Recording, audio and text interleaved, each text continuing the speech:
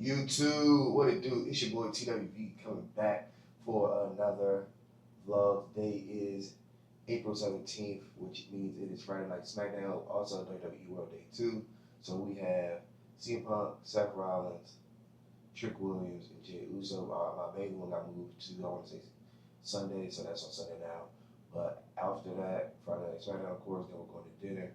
But with that being said, let's jump into the fit real quick.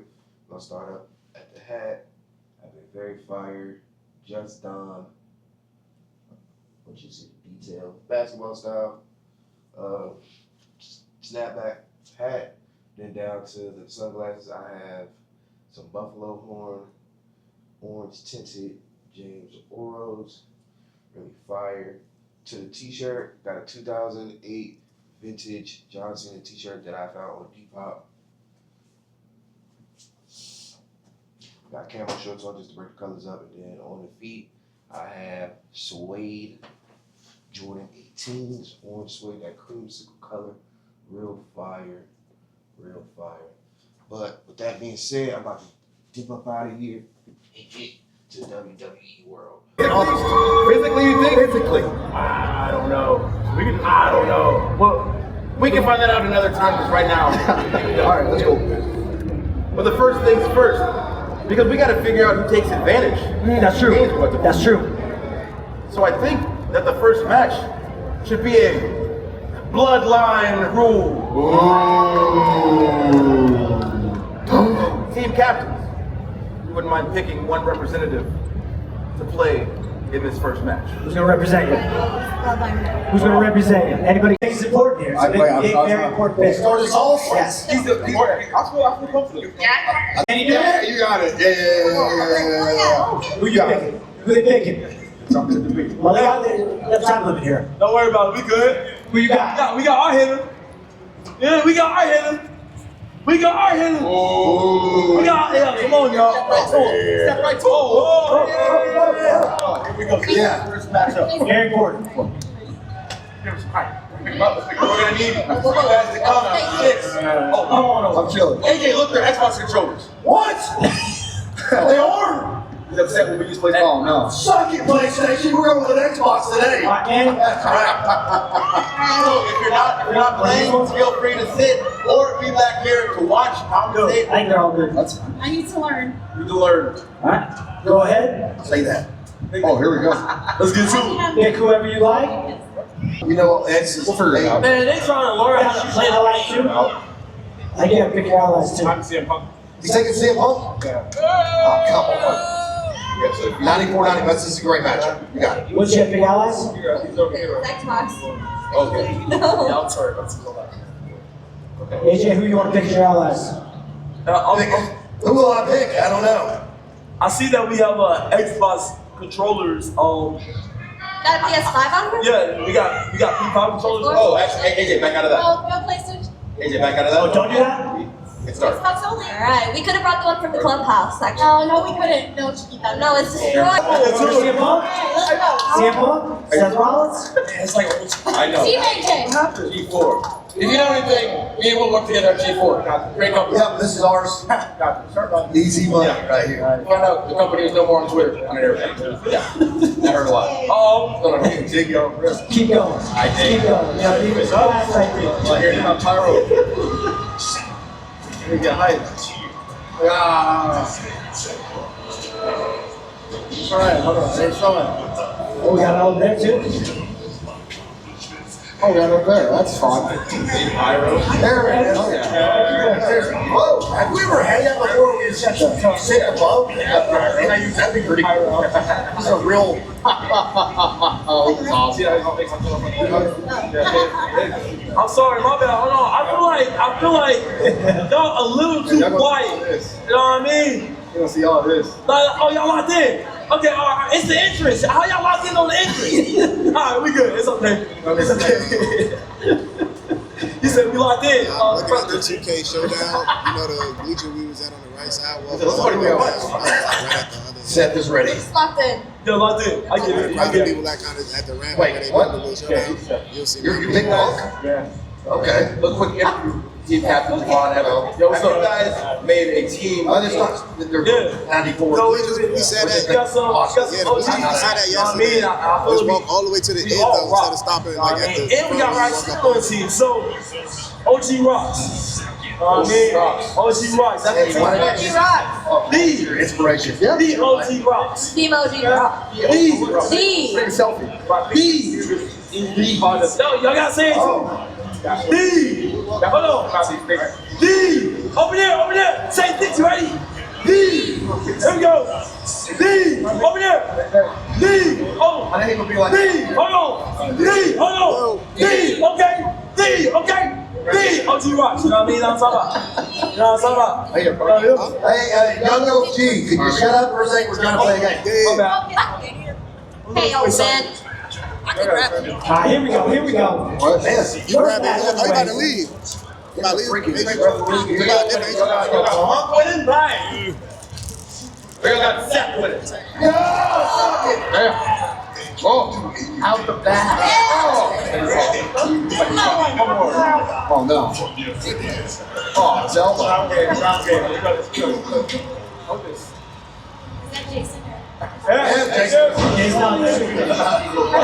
My bad. This is easy work. Details. Over here.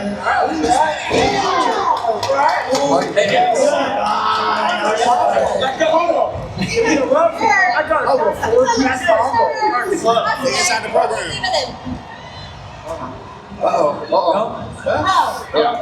Eyes on.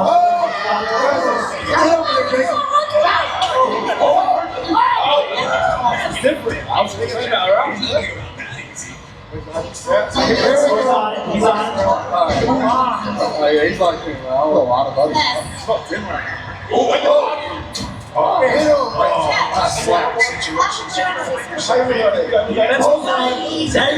taking that one. Looking good. It's called the start.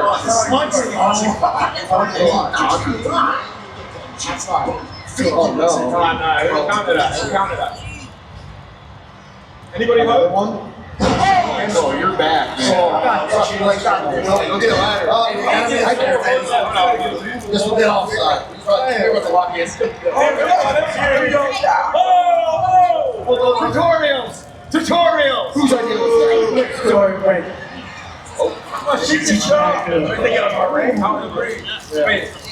Brown and red. Let's do something. Uh-oh. No. Oh my God. There you go. He's ready. That's about. Oh! Do that.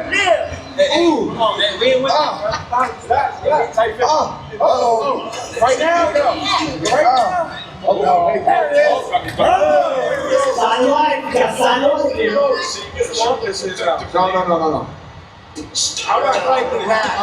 Hold that prayer. Kick in the stomach. All right. Oh, no. Oh, that's come on, Pong. Here you go, grab up. Come on, Connor. AJ, team captain, feeling good, what? Whoa. That's all that computer.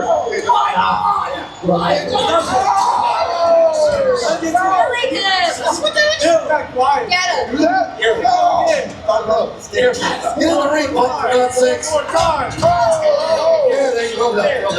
Yeah, come on. What is this?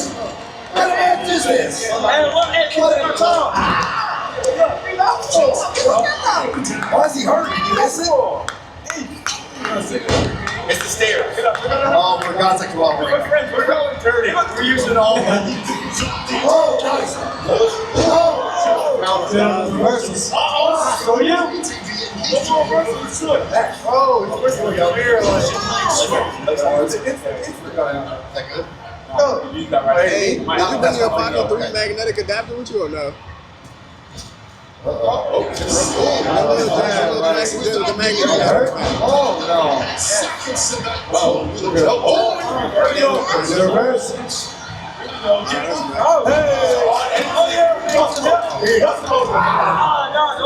outside. Oh, Manny. Oh, yeah. Oh, Oh my gosh, you got it. Perfect. Come on. Oh, come on now. Knock it out, baby. Yes. It's close. My ribs. Back into the ring.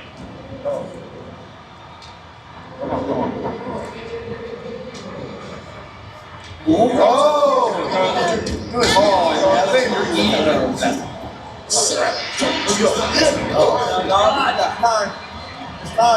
No, it's not. Setting up that position. Okay. Oh, shit. This is it. Match. Wait a minute. The power here. Say it, guys. It looked like it hurt. Gotta love it, man. Gotta love it, dog. I knew it. I knew it. One. Jason Aries is the slowest freaking record. Clean it on air.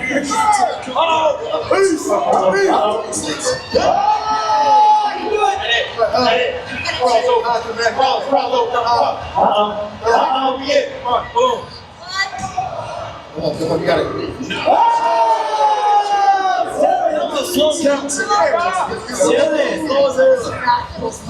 That count was slow as hell. It's hating.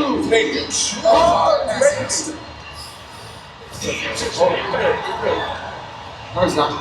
He's terrified. Oh no!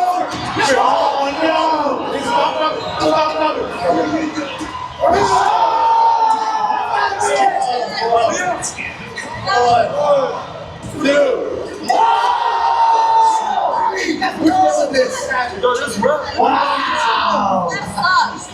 Holy cow. Come on, Jason. Danny Sweat. That was it. Oh, for God's sakes. You got those reverses. Oh, that's a carry. So that's a tour. Right, wow. Survival. This is reminding everyone Nice. fighting skill he possesses. Why you running? And this freaking guy is He's waiting.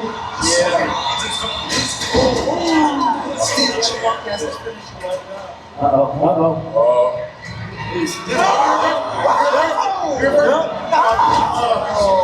Not good, not good. Yes. Freaking.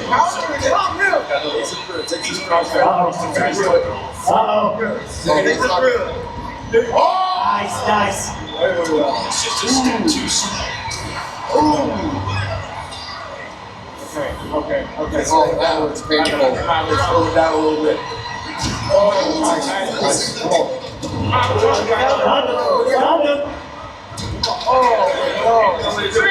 No, he's doing that saying so. No, what to do? Uh-oh.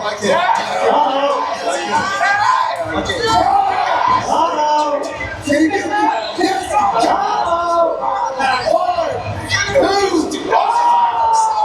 Take this thing. There we go. It's about the game. It's turn. Swap for the fences. Here we go. Oh, he's testing. 1, 2.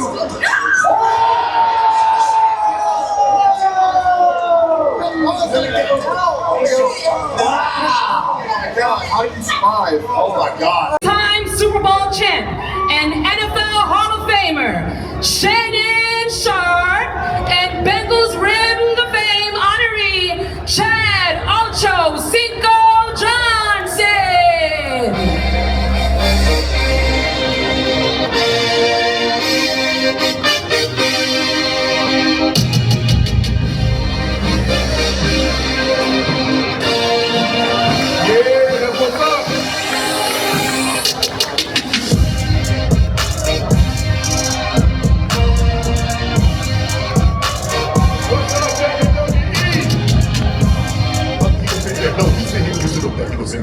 How y'all doing? Y'all good? That's what's up, man. This is unbelievable. This is my first time being here, Ocho. Yeah. And as a wrestling fan my entire life, If somebody would have told me this is what wrestling was going to become, I wouldn't have believed it. Nah, this is dope. The atmosphere has been awesome. The fans have been awesome.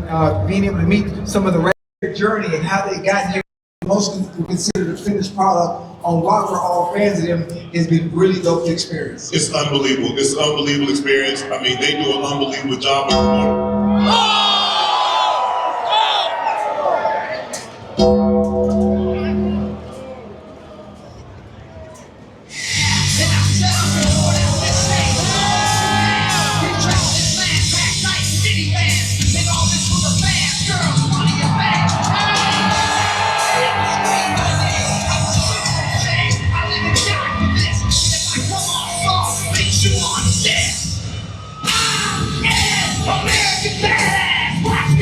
You can roll with rockers, you can see you. I'm a portal, flex up like amazing grace. So do it right this place, all super fast. 7-time world champion of WWE, 27 Mania appearances. He's 25-2. He has 21 straight WrestleMania victories. Here he is, Undertaker, but we know him as Taker. What's up, man? Taker, you're humble. 25-2, so you've been to 27 of these things. 21 straight victories. From the very first one to now, what is the biggest difference that you think in WrestleMania when you started as opposed to what it is now? Man, just the spectacle. I mean, look out here. Yes. Look at all these people. It's unbelievable, man. It's electric. This when I started at WrestleMania 7, this did not happen. This access, the ability to come and meet superstars, take pictures, it was at a much more limited scale. Right. Just this part alone is just, it blows me away. Every year when I come and do an autograph signing or picture signing, it's incredible. Seems like it's getting bigger and bigger. And I think the thing is what I love most about what WWE has done is that it allows the fans to have access. It gives you an opportunity to show your personality just outside of the ring and to get an opportunity to meet you guys. Because I don't know how much meet and greet you guys had when you first started this. Not very many. You know, we got here and just kind of focused on, well, most guys focused on their match. The match. Early on, you know, I focused on a lot of things. They didn't necessarily have the fans involved, but as we grew, man, this is almost as important as WrestleMania. Yes. You know, I mean, this is an incredible opportunity for people to get really close to, you know, the people that they support. Help me understand this. You create a character, you in the WWE create a character. How did they help you develop that character? How did you embrace that character as, okay, I'm the Undertaker. This is what I need, because when you think of Undertaker, you think all black. You think of a mortician, and you think of something cold and sinister. How did they help you develop that character, and how did you embrace it so well? I think it varies between talent to talent. Okay. For me, I was presented a look in the name. Okay. Say this is what we think is, you know, they needed somebody big with zero personality, and there I walked through the door. But for me, once I was given the initial image, and then told me, you know, okay, this is going to be based off of an old Western Undertaker. And then the lights just going to start going off for me. So there isn't a real set pattern. Like for me, I took the ball and started running with it and figuring this thing out. You know, some guys come in and they're like, I don't know. So they need a little bit more help and direction. And, you know, you have other guys that have already been here that kind of, it's amazing the amount of input that you get from other wrestlers. Right. That, you know, they're driving up and down the roads back then and say, I'll give you an example. You know, there was a time there where I carried people, after I beat them, I put them in body bags, right? Right. And everybody think that's just some sinister shit, right? And of all people to give me that idea was the nicest guy in the world, which was Ricky Steamboat. The Dragon. Yeah, he came up and he goes, hey, you ever thought about this?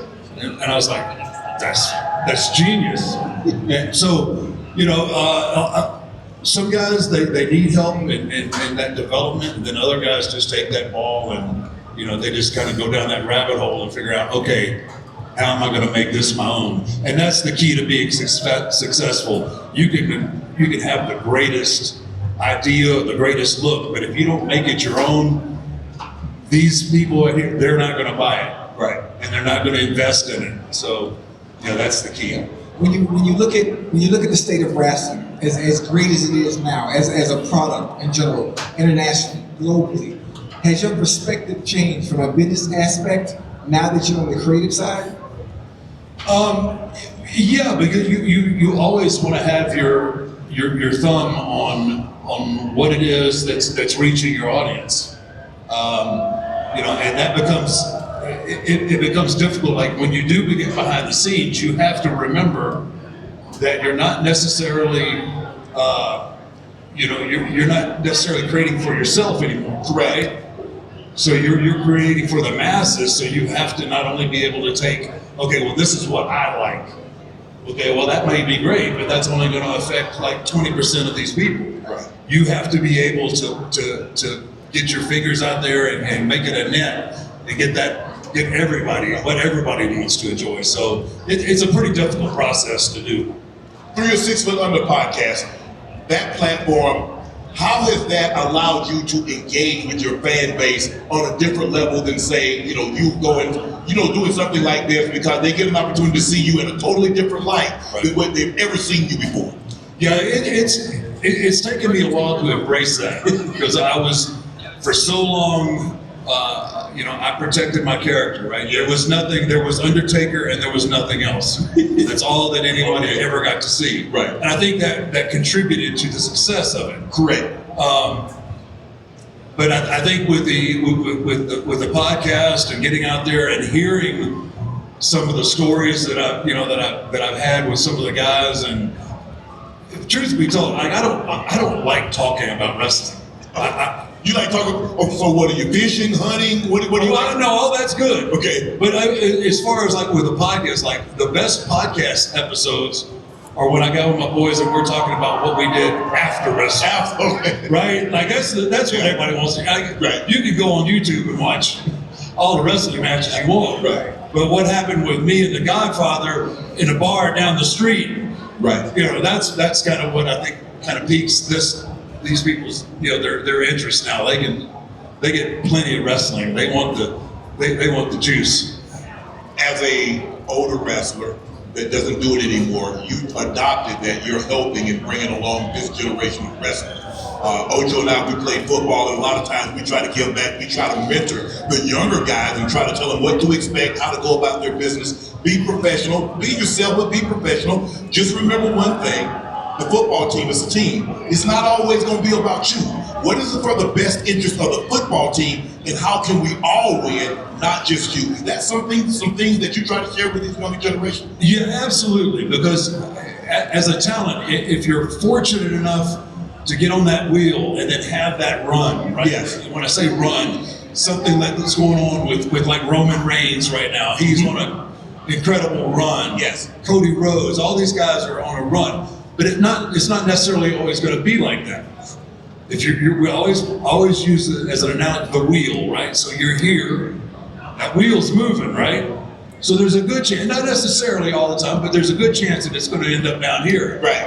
And you have to be able to, one, you have to figure out, okay, what do I need to do to get back up there?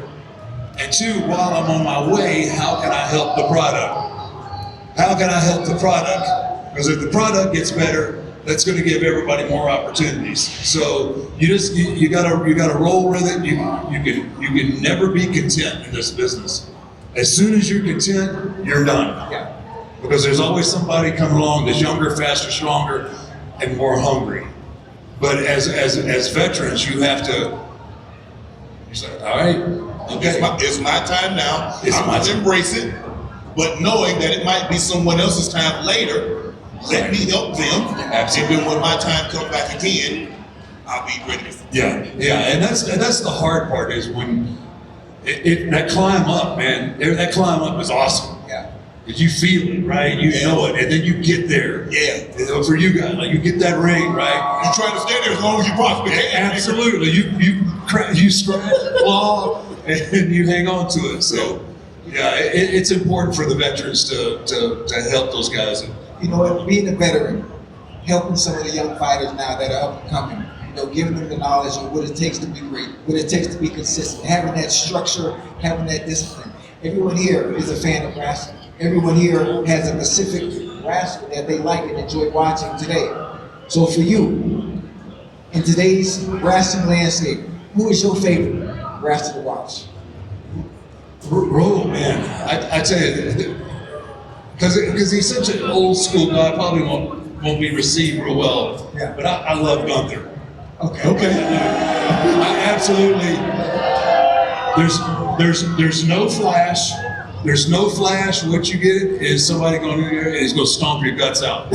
He's going to chop you up. He's going to beat you up. Yeah. And you know, he flying around doing a bunch of silly stuff. He's in there, and he's just a serious character, and he's a throwback. Yeah. He's a throwback to a different generation. Okay. And it just lets you know that, you know, old, what is old can be new again. Yeah.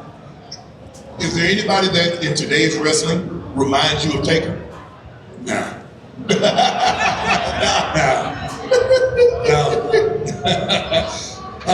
No, not really. I mean, you know, there was Bray Wyatt was coming along before he, you know, before his unfortunate, demise. But it, you know, he had that aura, that kind of otherworldly type character, and you know, it's obviously it's a shame what happened with Bray, because I think he'd only begin to scratch the surface of how great he was going to be. You've taken a behind-the-scenes role, if I'm not mistaken, with AAA, which is, if I'm not mistaken, WWE purchased it. Right. So what is your role entails with AAA? So I don't talk about it a whole lot, but I'm down there in a creative role. Okay. Got an incredible team down there, and we are trying. You know, Lucha Libre is a wrestling style all to itself. Yes. And kind of going back to my last comment about old school and yes, like Gunther, it's kind of crazy that somebody like me is doing creative for a Lucha Libre product, right? Because those guys are incredible. They will reply and do things like you just like, how in the world did they do that? But you know, we're just what we're trying to do down there and be involved is to tell better stories. Yes. Be a little more physical and be true to Lucha Libre, and that's and give them some a better production value. They've been doing things for a long time down there in a very simplistic way. So now we have that WWE production machine that we're implementing. You know, we've got a long way to go, right? But I couldn't be more happy with the success that we've had so far. We're just. I tell people this all the time. What we're trying to do there is I'm trying to take a step back, like a little bit of a step back in wrestling, right, to take a step forward. And a little bit of old school mixed with the new school. Hopefully we're going to have a very unique and interesting product that not only people in Mexico want to see, but all over the world. Yes. It's interesting to me, because when I grew up, I didn't know anything about storylines. I just thought two guys get in the ring and beat the hell out of each other. But there are storylines. How long is a storyline? Is it just for that match or two matches, or are they trying to build something for, say, a month, 2 months, 3 months? How does this work? It's up to them. It's you can have this brilliant idea in your mind and like, oh man, I want to see wrestler A fight wrestler B, right, and you think this is going to be the greatest thing ever, right? And then you kind of start looking at, well, man, like I would love to get this match all the way to WrestleMania, but then you put it out there and Sometimes it ain't as good. It's just like a play call, right? Yes. You think it's gonna work? At practice, it works, right? Yes. But it's the same thing. But again, if your audience doesn't resonate or they don't get with it, then it's I call it pissing up a rope. You ain't gonna get nothing but your hands wet. I'm glad you said that. And obviously, it's all about the fans. Obviously, knowing and understanding what they want. Always being 2 steps ahead, especially when it comes to creativity and storyline. When it comes to those that wrestle, it comes to those that have creative control of what the storylines are going to be. Do you pay attention to what the fans say and what they want? Well, you do. There's a lot. There's a lot that goes into that. Yeah. Because obviously, they're not in the know of what the big picture is. Right. And sometimes people get impatient and they don't want to wait, right? And that's part of the storytelling aspect. But you have to be able to have these beats in the story that keep them like, ooh, okay, I want to captivate it. I want to see, like back in the day, in the Monday night war, like everybody was like, we would go off with a cliffhanger, and everybody like, and we didn't have as much cover. You couldn't just go to YouTube or whatever. Right. You had to wait. You had to wait till the next Monday night to see what was going to happen. So, So to answer your question, I mean, you have to have good creative, and it has to resonate to a certain extent with your audience, and you have to lose, but you can't let it dictate either. Right. I think that's kind of a problem. If it solely dictates on that, then you lose focus of what it is you're trying to do. AJ Styles revealed recently that you gave him the gloves in your final match, the Boneyard match, during the pandemic. How did that come about? Because I guess in wrestling, like when you're done with it, you leave your boots in the second ring, and so you knew this was it, Taker. Yeah, there was no coming back from the Boneyard. That was definitely it for me. I got everything out of the sponge that I could possibly get. Right. I wrung it up. So, I always, my WrestleMania opponents, I've just always, when the streak came into play and then just my part as WrestleMania, I always wanted to leave my opponents with something that they would remember that with. So at the conclusion of the Boneyard, people say I'm crazy for it, but I gave the gloves that I wore in that match to AJ Styles, and he has them. AJ has the last pair of gloves that I ever used. So yeah, and it means the world to him, and it was cool. And he gave me his, so I have his gloves that he fought in, and he's got mine, and it's kind of a cool deal. I can look up on the shelf and like, you know what? We tore it up that night. So you knew going into that match, 20 plus, 2 decades plus, this is it for me. The ride stops here. Whether they wanted to stop or not, I'm getting off this ride. Yeah, your body beat up? Oh my gosh, yeah. my body was beat up 10 years prior.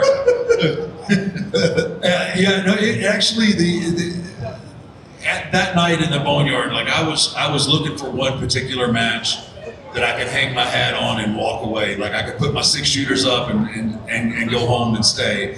And it just happened, that match was filmed it started at about 8 o'clock at night, and we finished that match at sometime at like 5 in the morning. And it was at about 3 in the morning when I was standing there, and I was like, I had a moment, and I was like, I'm done. Right. Like there is no, this is it. And it was a moment of clarity, and it wasn't any sorrow. There wasn't any like, man, I wish I got to do this. It was as clear as day. I knew that I got everything. The desire was still there, right? But I knew my body could not. It just couldn't deliver, and I didn't want to live on equity that I built through the last 30 years.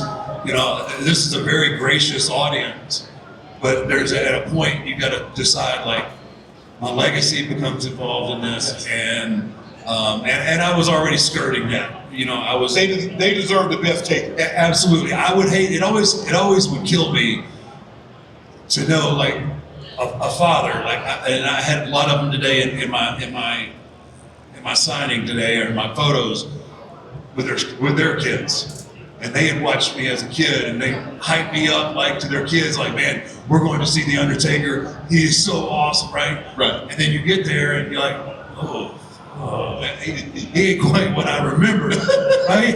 But so just the thought of that. It bothered me, and I didn't want to end up in that. I didn't want to be a caricature or of my former self. So I knew it was time, and I got back. I got no regrets, and I got no regrets, no worries, and it was a moment of clarity, and I got to leave with the match that I wanted. Have you found something else to fill that void? Think about as long as you've been wrestling. That's something that you love. That's you get up, you're forced to want to work. It gives you inspiration. It gives you motivation. Like Unc and I, football was all we had. Right. That was my identity. It's all I knew. So every single day, that's what I wanted to do, and I loved it. What is fill that void now that you stop wrestling? That you can't wait to get up for, and you're excited for once again. I don't know that I have like just one thing. When you're focused, like when to play in the NFL, you have to, people just don't understand the amount that goes into that. Like they say, oh man, there's Ocho Cinco on the sideline with his Hall of Fame jacket on, cutting up. Yeah. And you don't just do that by chance. You have to be great, yes, to be able to do those things. But what people don't see are you in June, in July, with your boys going and working out in the heat, and all the effort and the work that goes into all that. So, it does become your identity. And everything that you do is revolved around not only being on a team, but starting, being great, winning Super Bowls, and it's the same thing for me. My whole identity was just being the Undertaker.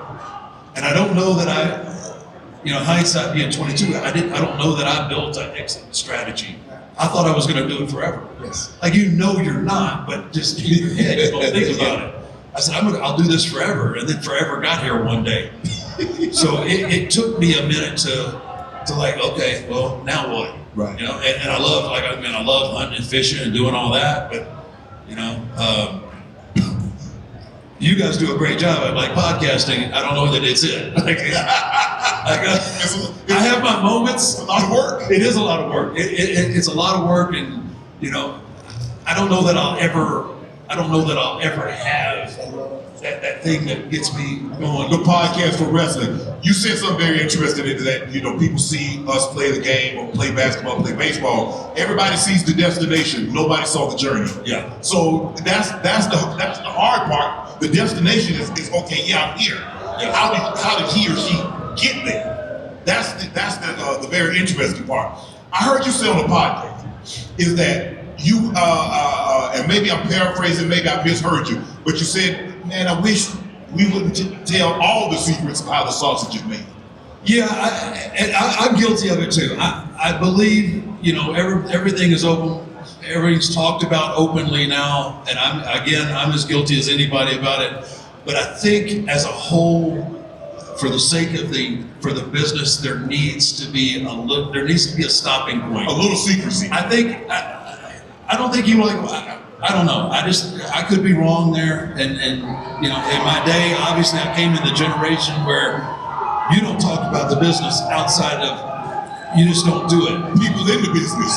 Yeah, exactly. So obviously, we're not, I just think that our audience, even though they think they might want to know, I think that there was a certain amount of secrecy being able to have that. I think the product would be more fun. Yes.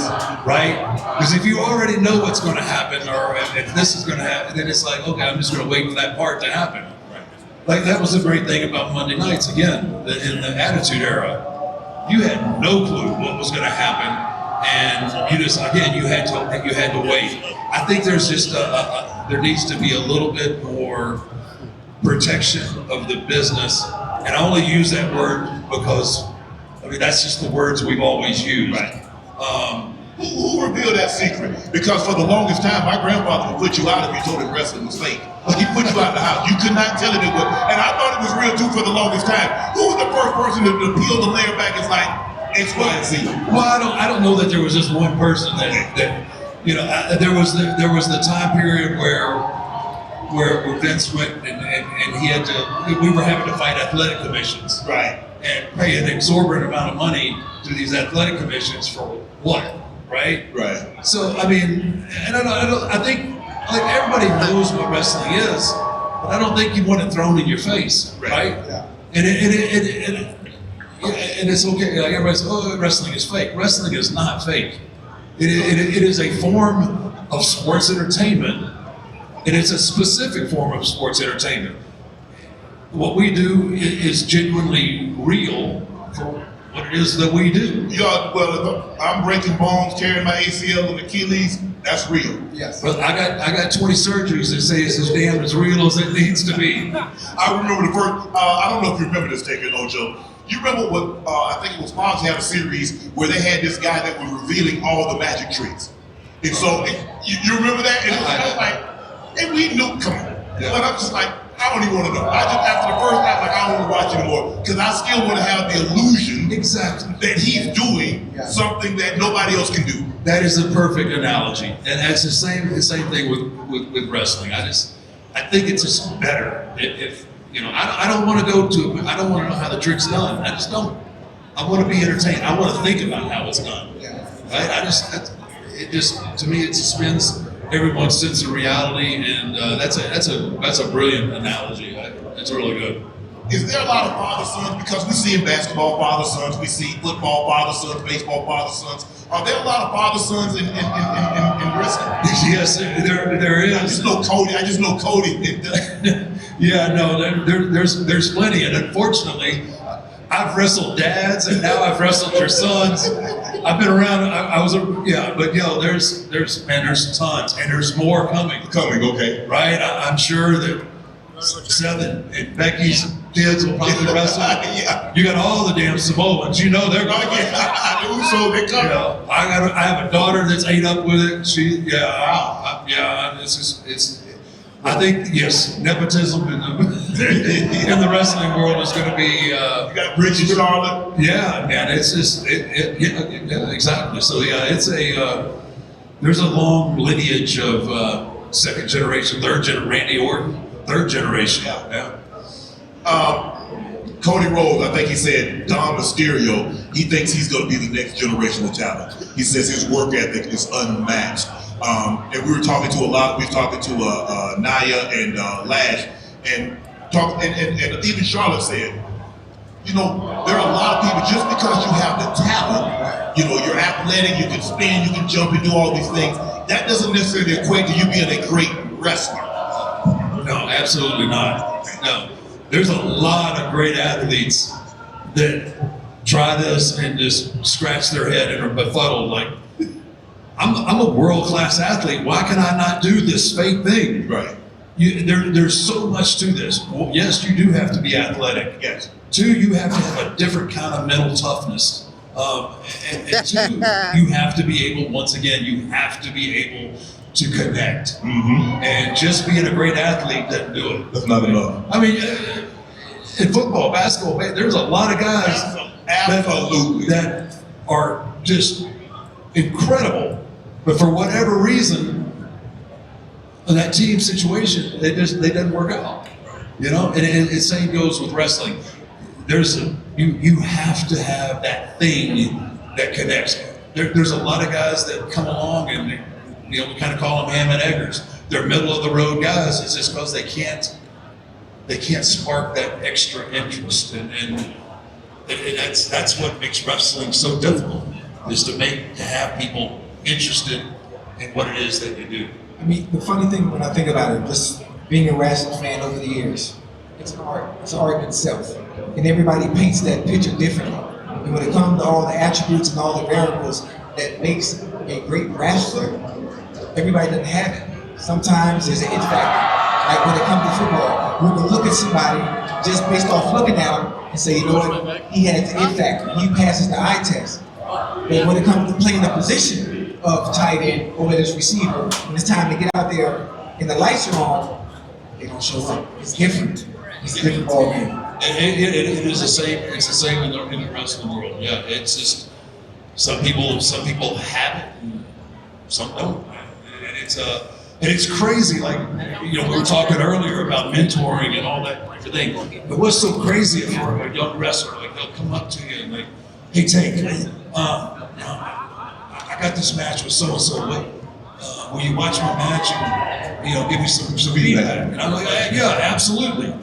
And then you'll also see him going, wait, I think Shawn Michaels is over here, right? So now he's got Undertaker watching, he's got Shawn Michaels watching, maybe he's got Triple H watching. Now we're all three going to watch that match, and we're all three going to give you different advice. And it's all right. Right. It's all different, because you have to figure out what works for you, right? And what worked for me may not work for you. It ain't working for Shawn Michaels. Shawn Michaels. Exactly. And that is what makes it so difficult to be a top guy for WWE, because it's just you got to have something that's different and that resonates again with your audience. But when you look at it, the promo is very important. You look at a guy like a Ric Flair, you look at a guy like a Dusty Rhodes, you look at a Rock, you look at a Stone Cold. They can hold this microphone, look into that camera, and convince millions and millions of people to tune in and watch me kick somebody's butt. Right. You're like, hey, I'm not supposed to have a personality. I'm an old school Western Undertaker. I just come in, hey, this is the body that I delivered to you. Hey, that's it, that's all I had. How is it that some guys just have that God-given ability? Ocho and I, we were best with the God-given ability to just be able to talk. Some people can work at it and get good at it. I think Muhammad Ali, rest his soul, he just had that God-given ability. Yeah. That was just born in him. How do guys get, if you're not as gifted as some, how do you get better at it? Do you have to practice like you do like football, basketball? Do you have to practice until you get good at it? Reps, man. I mean, how many routes have you got somebody, how many routes have you run? And how many times have you figured out how to make that route better? It's the same thing. It's standing in front of a mirror. Standing in front of a mirror. Well, let me tell you something, brother. Yeah. Somebody might be doing that. Let me, it's just time and time again until you figure out to one that you're so comfortable, like somebody, I would have somebody come into the room and just throw something random out. And then, this is way even before Undertaker. It's like, just come give me a random topic and then try to riff on it. And make it like, oh yeah, that's normal. Like, I can't even come up with really an example, but just throwing things against the wall to see what sticks. Getting to a point where if you do get stuck, how to just be able to way through it. Again, that's the hardest part. That's probably for me like the biggest key. If I can give you a mic and you can go out there and you can captivate your audience, I can teach you to wrestle. I can teach you well enough. There's been great guys that drew a lot of money that could barely tie their shoes and not trip. Yeah. But to put a microphone in their hand, yes. Oh my God! Like I want to see that guy fight. I want to see what he's going to do to that other guy. Is that all a part of it also? So when you go to NXT or they come see you guys, is that all a part of it? It's just not ring work. Obviously, you have to get in front of the camera and do other things and things of that nature. So is that a part of the schooling process that you have to go through, and not just ring and how to come up a rope or drive off a turnbuckle or something like that? Yeah, that's the actual in-ring stuff is probably the easiest part. Oh, okay. I mean, obviously, there's guys that are so gifted that can do incredible moves and all that.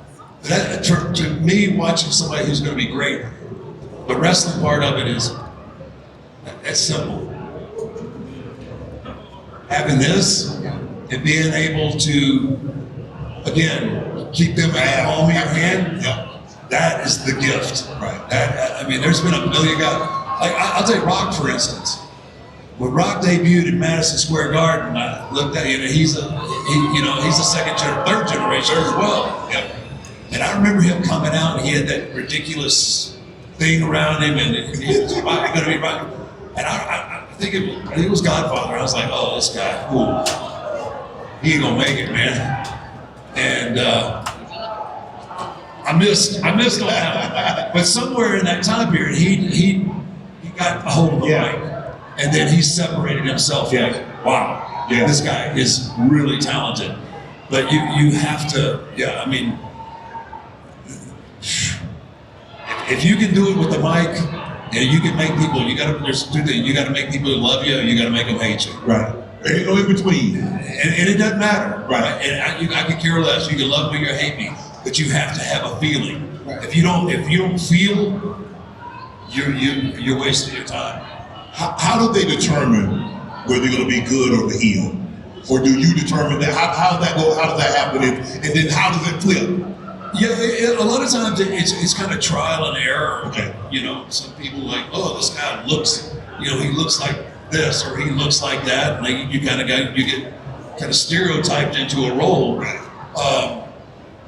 And then it's trial and error. Like, okay, maybe he's not maybe he isn't a bad guy. So let's see what his tendencies are. And everybody usually has some type of tendency you pick up on really, really quick. Like, he didn't like losing. He didn't like doing that. Oh, he's a babyface. He's a good guy, right? And this guy, he'll put his thumb in your eyeball. And this guy, he's a little more edgy. So again, I remember back in the day when the Honky Tonk Man came in. Yeah. And they built Honky Tonk Man up like he was going to be the biggest good guy that ever came down the pipe. And the audience absolutely just destroyed him. Right. They booed him so badly, and he turned into an incredible heel and a continental champion. Right. So again, a lot of it relies on your audience, right. And that was not the plan. Right. The plan was not for the Honky Tonk Man to be, he's supposed to be the good guy. Yeah, he was going to be a good guy, and so you just have to. Sometimes you can't fight it. You just got to go with it and make the most of it. Signature move. How do you get a signature move? I mean, do you have to have a signature move? I mean, some people have the figure four, and some people have the sleeper hold or the full Nelson. Baron Rescue had the claw. How do you develop a signature move, or do they say, okay, this is going to be your signature move? Well, a lot of guys that come in and they've already kind of got a move set and things that they've been doing. Okay. One, hopefully you're fortunate enough to be in a situation where you have to use a finishing move, right? You come in and they don't care, well, you're going to be in trouble. So yeah, you got to have something that kind of resonates with your character, right? Like obviously mine being the tombstone, right? In my head I envisioned, well, this old Undertaker was picking up the tombstone and he was planting it at the grave, right. So it made sense. Right. But yeah, it's just one, you got to do something different. And think about all the wrestlers doing all these different. You have to have something that is different and catches people. Like, oh man, it has that wow factor to it. Of all the WrestleManias, if I said, okay, Jacob, give me your Mount Rushmore WrestleManias. Matches. Who would you say is the four best WrestleMania? Here we are, 42 now? Your four best, if you can recall. Twice. And I'm definitely not one to. So WrestleMania 25, Undertaker versus Shawn Michaels. Okay. If I was going to show a young kid that's coming up in the business what our business is supposed to be about, it's that match. That's the one. It encapsulates athleticism, story, character, years of feuding. I think it encapsulated all of those things into one match. What? Oh, another one. What? Hogan and Andre. I mean, that was so significant. That was the passing because Andre really he started out. I remember Andre in Georgia Championship Wrestling. Mm-hmm. I remember seeing him in Savannah Civic Center, and I saw him in Vidalia, Georgia. Back then, a lot of times you guys were, I don't know if you were way back then, Taker, but they was wrestling in high school gyms. Yeah. Right. They was wrestling in really, really small venues. Maybe 100 people, maybe 200 people. Yeah. If that many. Yeah. And so he was like the whole, and here comes Hogan. Right. And like I said, wrestling used to be very, very regional. You had Georgia Championship Wrestling, you had Florida, you had Mid-Atlantic, you had the North Atlantic, you had the Midwest. Yeah. And so now here was the combination, and McMahon and what they were able to do now, the WWF, WWE now, is that all this was merging together. And Andre the Giant, Hogan was going to be the guy to move it forward. Yes, and that was the significance of the WrestleMania match. It was Andre moving aside. Andre was the first global superstar wrestler. He went from territory to territory. Like he would be in this territory for a couple of days, and he would go. I mean, he was a global attraction. Yes, and just incredible. And then again, so Vince is taken over. He's gone to cable television, and Hogan was his guy. So a lot of people don't realize the significance of that match, just for the sake of the industry. And Andre did. So that's why Andre did business, and because if Andre didn't want to, he didn't have to. You know what? Hogan was, and Vince was saying, I think it was a documentary or something, and they were saying Andre could barely walk. At that point in time, his body had betrayed him. He's so big, he's 500 pounds, he's 7 foot tall, and now all of a sudden his body has started to betray him. They brought him out of like a scaffolding, and then drove him down to the ring, and he got in the ring, and they're going through it, and all of a sudden he tells Hogan, slam. Yeah. Which means, okay, body slamming. Okay, not a leg. And Hogan's like, already? Okay, this is what he asked for. Boom, boom, and the match is over. Yeah. I didn't realize, and I was talking to Lash and Nia yesterday, it's like, sometimes you forget the sequence. And you guys are in there talking, and you have a referee that has the producer. Not back then, but yes. You did so basically you had to memorize. It's kind of like an Easter speech. You had to memorize the Easter speech there. Well, sort of. So back in the day when wrestling was kind of at its purest art form, yes, everything was more ad-libbed. Okay. Right. Okay. It was kind of on the spot kind of a deal. Okay. TV came along, and you had to hit breaks. Yep. Live TV. So the product kind of changed then, but yeah, there wasn't anything really to remember back then. It was like whatever Andre wanted to do, and that was what Hogan was going to do. Whatever Andre told him. Right. And Andre knew that they were selling quality, not quantity. Mm-hmm. When a time, that's a problem that you have to be able to. You have to know when to go sometimes, when to go home. Right. You can go out there like, well, I got 6 more moves that I haven't done yet. Right. You don't need to get the whole hit record in there. You just got to get the key points. When I was a kid, wrestling came on once a week. It came on Saturday nights. It came on really, really late. What's so hard for me to fathom is that it comes on.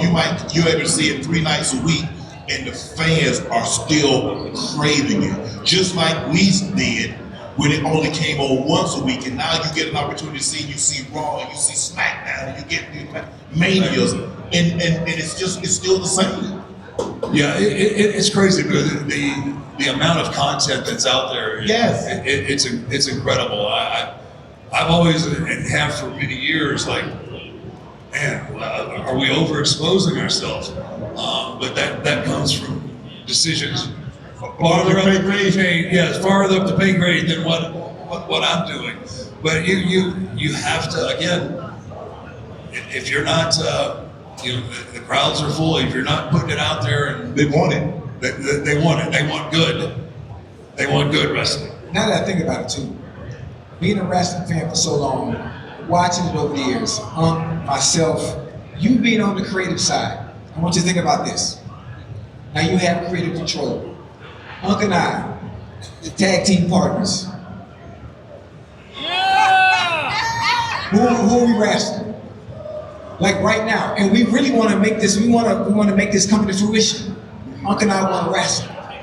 One match. Don't want to wrestle. No, one match. We want to live. We want to relive our childhood dream. I want to be Bobby the Brain Heenan. I want to be Paul Heyman. I want to be somebody like that. No. You want to talk, you don't want to take no bumps. Hey, You want to talk, no bumps. tag team. Who you put us up against? Modern day, Right now. that's what I'm saying. Have the tag teams are Absolutely.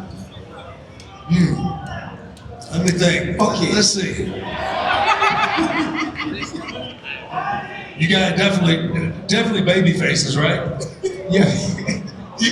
Yeah, we'll be good guys. You'll be good guys. Yeah. No, we got to be the heels.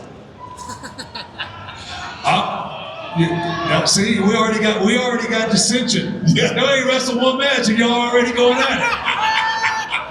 I think we're gonna vote one-on-one, loser leave. I like that. I want a Texas Bull Rope match. That's it. Those are fun. That bull rope's real, believe me.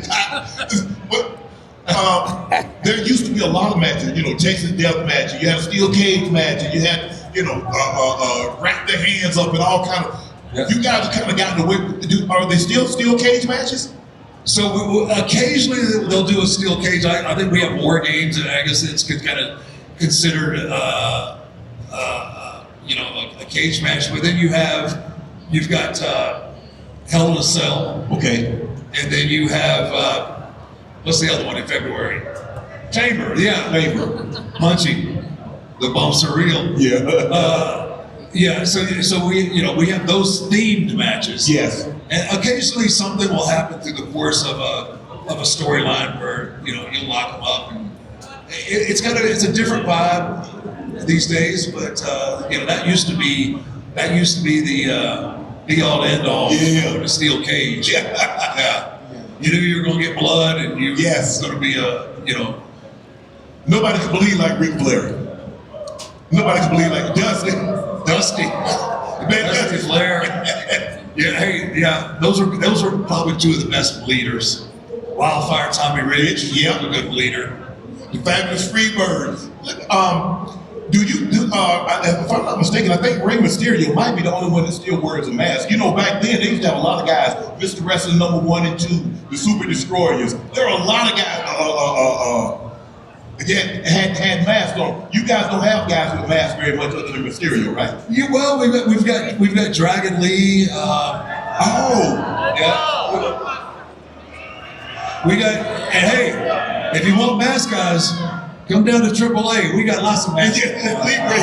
Lucha Libre, brother. Yes. But yeah, the thing with wearing a mask, a lot of people don't really think about this, is you can't see their face. You can't see their face, right? That might have been the most silly thing that I've said. But when you watch something, when you watch wrestling, you kind of key in on the face. Yes. The face tells the whole story. Yes. The face tells you whether you're happy, whether you're sad, whether you're pissed off, whether you're hurt, whether you're happy to see the other guy hurt. So you lose a lot of storytelling ability when you wear a mask. Okay. And that's a lot of people, people don't think about that. I used to love when they try to take the mask off in the ring. Oh yeah.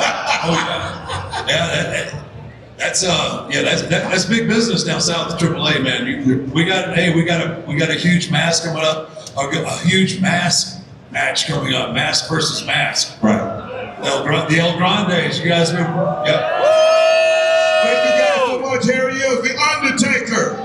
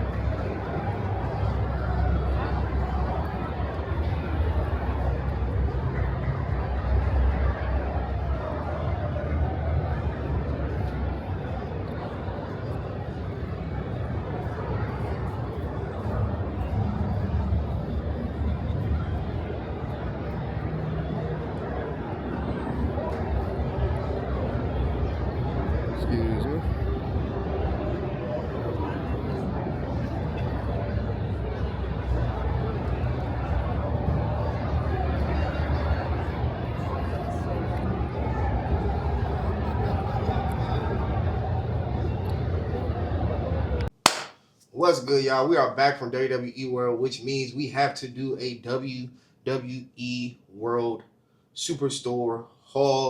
So to start off, the official WrestleMania 42 program.